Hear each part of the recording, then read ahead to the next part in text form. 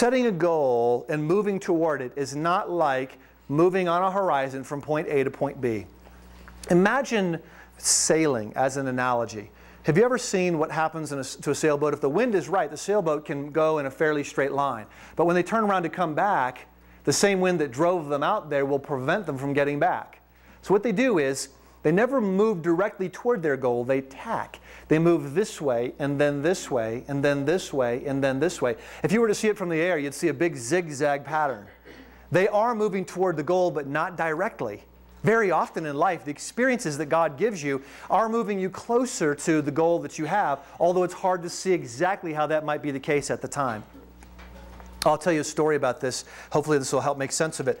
My little brother, Tim, when he was in high school, got interested in photography. He set up a dark room in our home and took pictures and was really, really involved and loved the whole process. But one day he just woke up and said, I'm not doing that anymore. My parents were very frustrated. They had an entire room of their house had been turned into a dark room. All these different concessions had been made in order to help Tim with his hobby. They just assumed that it would be something that he would do for the rest of his life. But he realized it wasn't really meeting that need. It wasn't that he couldn't do it or that he was just lazy. He just stopped being interested. What he got interested in was film and video technology. And so he began to ask the question, how could I go to get some experience in film and video editing and production?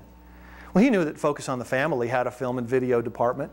And so he called Focus on the Family, and they very politely told him that there were no openings at Focus on the Family. There would be no way for him to go to work there. They would love to have his resume on file, but there were already 200 resumes of people who had college degrees in film and video editing who had applied for no jobs.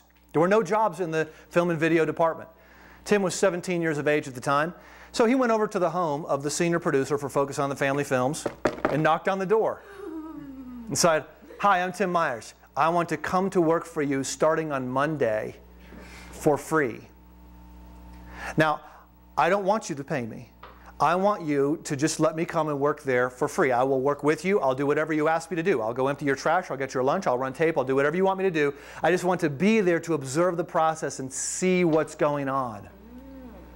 How could they turn that down? Guys, so you want to come to work for me and I don't have to pay you and you'll do it whatever I ask you to do.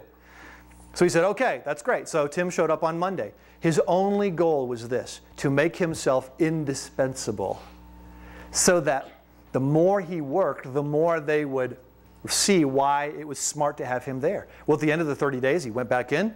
He said, "Sir, thank you so much for the experience. It's been tremendous. I loved every minute of it." And the guy said, "Well, you're talking like you're leaving." He said, "Well, yeah, I'm going to go. The 30 days is up. I told you I'd work for you for 30 days for nothing." The guy said, "Well, you can't go now." Tim said, "Well, if you want me to stay, you'll have to pay me." So the guy said, "Well, we can't pay you. We have a hiring freeze on here. We can't hire anybody." And then he said, "Well, maybe we could hire you as a temporary employee."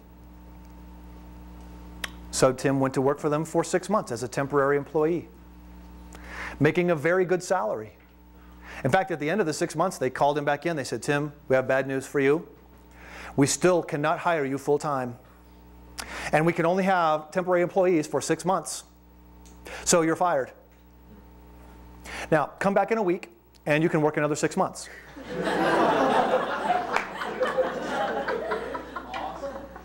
He got all of that experience. Why? Because he was willing to set a goal that would actually get him the experience that he needed.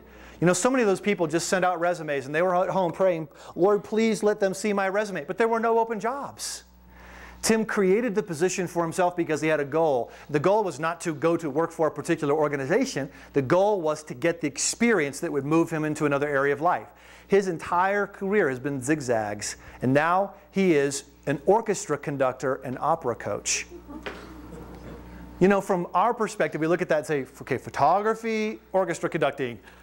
I don't really see the connection, but there is one. Because God in His providence wove all of those things together into the fabric of one life so that the tapestry becomes something that glorifies Him and not the individual person.